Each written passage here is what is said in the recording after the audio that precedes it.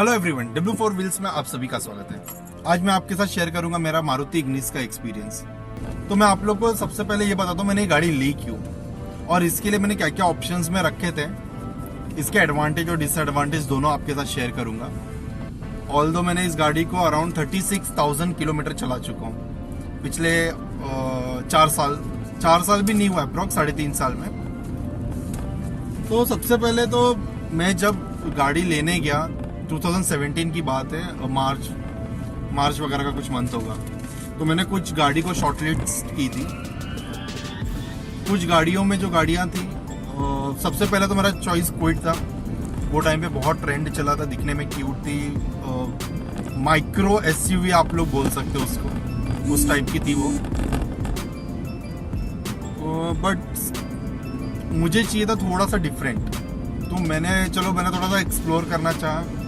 मैंने i10 देखा, Tata Tiago देखा, मैंने वैगनार देखी, मैंने और भी मतलब काफ़ी सारी कारें देखी। तो मैंने काफ़ी रिसर्च की, काफ़ी ढूंढा और मुझे थोड़ा सा स्टैंड आउट डिज़ाइन चाहिए था कि जो भीड़ में थोड़ी सी अलग दिखे।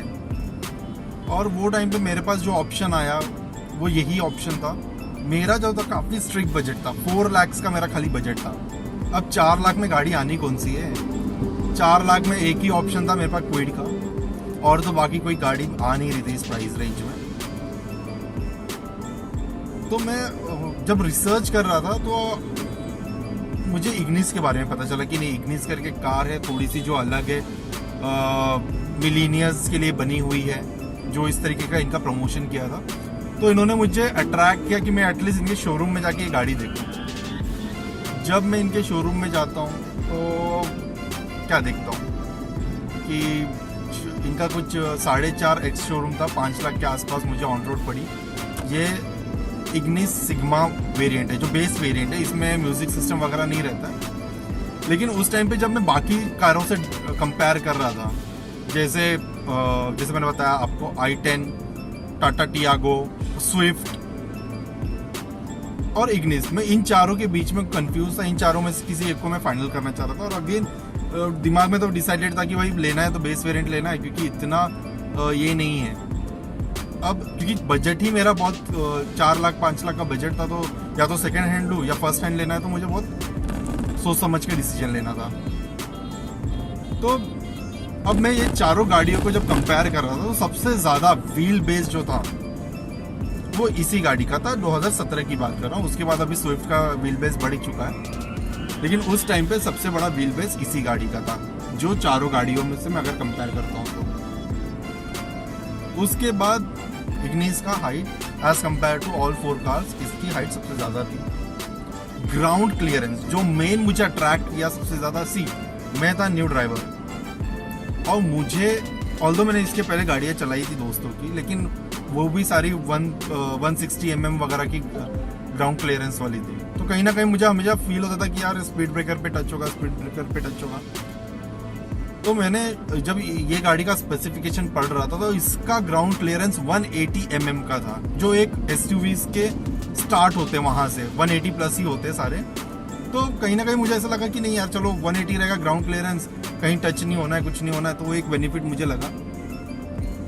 देन उसके बाद जो एक और बहुत अच्छी चीज़ ने मुझे अट्रैक्ट किया, बाकी सारी गाड़ियाँ मैं बोल रहा हूँ, सारी गाड़ियाँ इस प्राइस रेंज में, जो मैं हैचबैक बोल रहा हूँ, उस टाइम पे सारी गाड़ियाँ मुझे दे रही थी 14 इंच का व्हील, और टाटा टियागो तो 13 इंच का ही व्हील दे रही थी। सिर्फ इग्निस ऐसी कार थी जो बेस वेरिएंट में मुझे 15 इंच का टायर्स दे रही थी।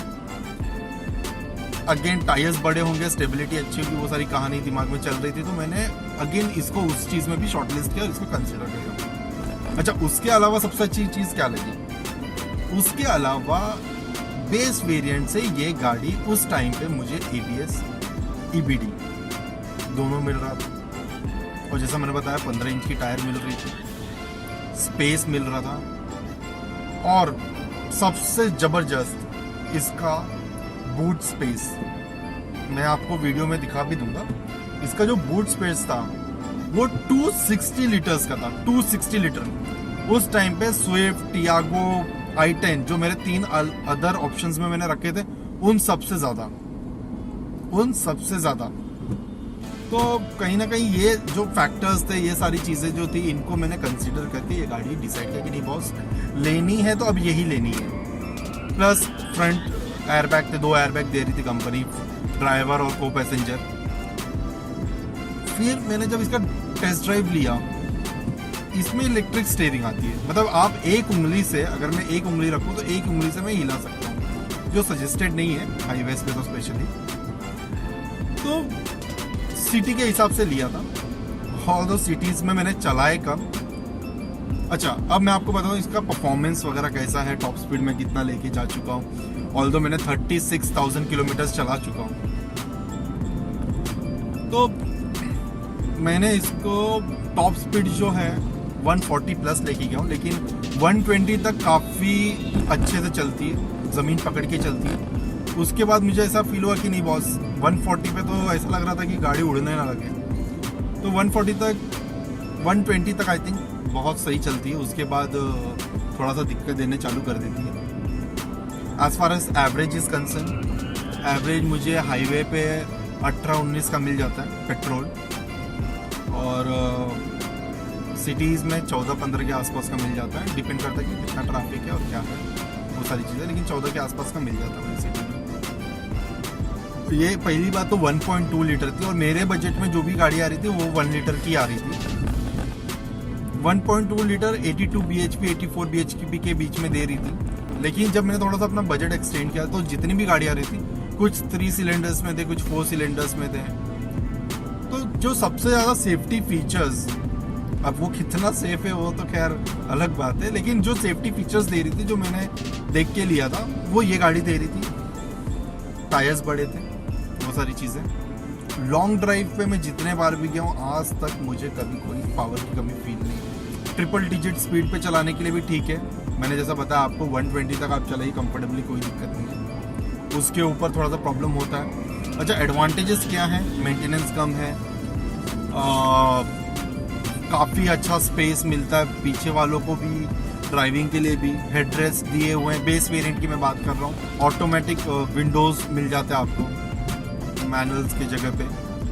तो ये सारी एडवांटेज। और डिसएडवांटेज जो सबसे बड़ा, अगर आप पीछे की सीट देखते हो इसकी, 3 एडल्ट्स नहीं बैठ सकते भाई, कंफर्टेबल तो बिल्कुल नहीं बैठ सकते।